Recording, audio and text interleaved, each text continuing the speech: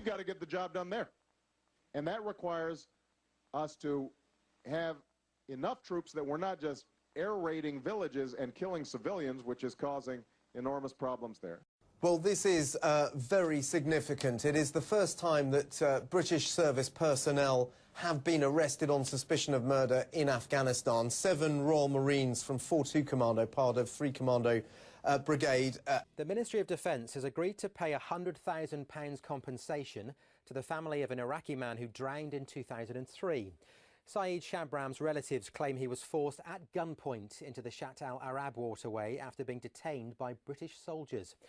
Saeed Shabram's family claim he had been subjected to a technique known as wetting, a punishment said to have been inflicted on locals who were suspected of looting. By the Iraq Historic Allegations Team, which is looking into scores of claims of abuse by British forces in Iraq. I find Payne violently assaulted Baha Musa, punching and possibly kicking him. Baha Musa was pronounced dead. Baha Musa had sustained 93 separate external injuries, including fractured ribs. A violent assault consisted of punches and possibly of kicks. My judgment is that they constituted an appalling episode of serious, gratuitous violence on civilians, which resulted in the death of one man and injuries to others. How will Obama defend his secret kill list next week at the foreign policy debate? Well, look, this president has taken the fight to al-Qaeda. Does this justify a kill list? When there are people that are trying to harm us and have pledged to bring terror to these shores, we've taken that fight to them. Without due process of law? We have taken that fight to them. Without a court of law, illegally, against the Geneva Convention. Do you think that the killing of al-Awlaki's 16-year-old son, who is an American citizen, is justifiable? And, that's an American citizen that's being targeted without due process of law, without trial, and he's underage, he's a minor. I would suggest that you should have a far more responsible father if they're truly concerned about the well-being of their children. I went to see the Foreign Secretary, William Hague, and asked him whether he believed, like the Italians, that it was enough for Colonel Gaddafi simply to go into exile. What, he'd just live out his life in Zimbabwe or Venezuela or somewhere? Is it what one might call a war aim? Rebels. But if we're supporting the rebels as we are, why don't we arm them? Well, we're not trying to determine who the future government of Libya is. No, but this is where the line is. Well, we are on the. We want to see Gaddafi go, and any sensible person in the world wants to see Gaddafi go. So we are on the side of the rebels. But we're not choosing the future government of Libya. No, but we are choosing sides. And why will we? So why don't we arm them? What sort of weapon supplies would be legitimate then, as you understand it? Well, only very limited ones. We have, and since we're not proposing to do it, caliber or limited in scale? In caliber, but you've been taken prisoner by the Foreign Office, haven't you? No. Emotionally, you know whose side you're on. You know who speaks for the people. But I know something above all, which is that it is vital to stick to this resolution. Let me ask you about one other place in the Arab world, Syria. Are we supporting those people who are equally or similarly suffering the grotesque abuses of a dictator? We support the right to peaceful protest. And how far are we prepared to go with that? And you're 100% confident that there's no question of Arab leaders, the Arab League, going soft on what's happening in Libya? Foreign Secretary, thank you. Thank you. Until our demands are met. First, we will detonate one weapon on this uninhabited island as a demonstration of our power and Crimson Jihad's willingness to be humanitarian. However, if these demands are not met, Crimson Jihad will rain fire on one major American city each week. Badr Aziz.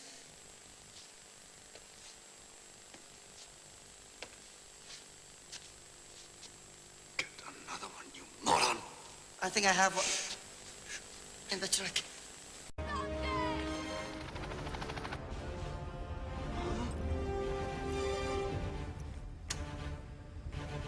You're fired.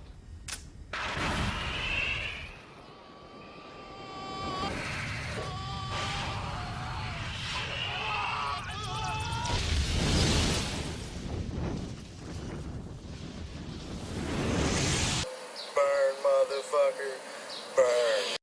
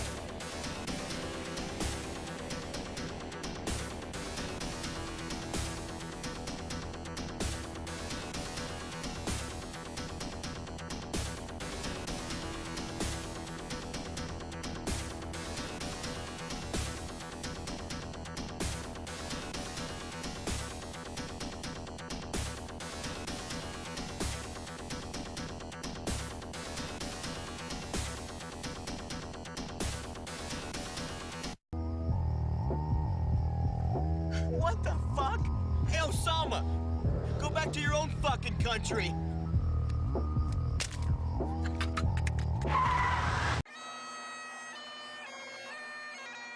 Crowds marched in the streets around Ground Zero to celebrate the killing of Osama bin Laden. Among them, Army Captain Patrick Dowdell, just back from Afghanistan. I'm proud of the guys that were willing to go out there and take care of business. USA! USA! Times Square looked more like a party as hundreds took part in the celebration. It's a great hour for USA, great day for USA. While some broke out in chants of USA, USA. New York City Mayor Michael Bloomberg called the killing of bin Laden a critically important victory. Now that he's finally dead, it feels good to feel excited about somebody's death. It's a weird feeling, but when it comes to him, it's all right. For many Americans, this is a day they waited for nearly a decade. A moment some thought would never come. Wootton Bassett is bestowed with a very special accolade. It's the first town in more than 100 years to get the title of Royal. The Wiltshire town's been given the title in recognition of its efforts to honour the UK's war dead, and Princess Anne will visit on Sunday to make it official. Repatriations of fallen troops have taken place through Wootton Bassett since 2007 and ended in September when they were moved to RAF Brize Norton in Oxfordshire. The community's actions have gained international recognition, with President Barack Obama describing it as the best of British character. War declared. The U.S. is now officially in an information battle with foreign media, which provide alternative views on world news, views which often run in contrast to the coverage of events by the U.S. mainstream media. We are in an information war, and we are losing that war. But let's be absolutely clear, Britain has led efforts within the European Union and elsewhere to institute asset bans, travel freezes, and punishing sanctions against this despicable regime, and anyone covered by one of those travel bans will not be welcomed in London. Britain is under fire after the country's media regulator revoked the license of Press TV, the Iranian English-language broadcaster. The watchdog says the channel is in breach of regulations because it doesn't control its content. This is the group that planned to burn poppies in London today. And now the Home Secretary, Theresa May, has added Muslims Against Crusades to the list of prohibited groups, snuffing out their chance to protest later today.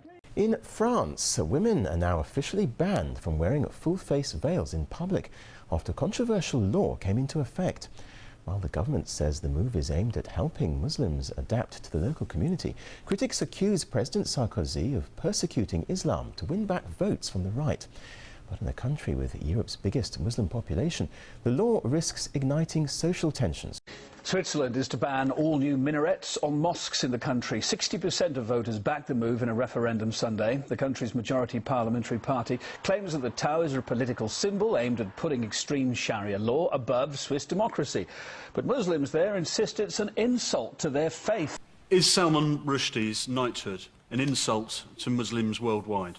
I think that if it was, as it's said to be, a reward for lifelong literary endeavour, then all I can say is that I think the timing was very odd indeed. This is a man who is deeply offended Muslims in a very powerful way, and frankly I think that it was not wise and not very clever to give him a knighthood.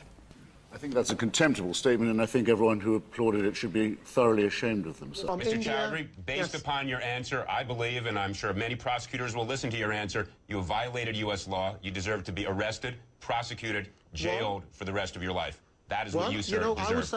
You're a violent and heinous terrorist. I would say to you, well, you can use as much pejorative. As we're concerned, sir. You can use as much pejorative as you wish, but on my invitation. The BBC won't broadcast the appeal. I'm going to do it myself. Anyone who wants to contribute, I'm going to do that. And I'm sorry, you're not going to stop me.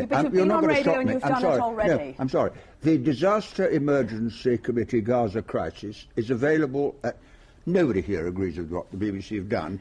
1,330 people have been killed, 460 children, 5,480 casualties, and the reason the BBC have done it is very simple. The Israeli government objected. That it's a question of raising impartiality. The public will be concerned, and the other issue, of course, will the aid actually get to the people? I've never met anyone who doesn't think we should give aid to Gaza. What about the other broadcasters who are also not showing it, though? Well, they're wrong as well. If you saw children dying as they are today in Gaza because there's no food, wouldn't you want to send it? What about the possibility that it might go to Hamas, that it might actually go to rearm? Well, all right, Hamas is the elected government. People will die because of the BBC decision. Let me be clear about that.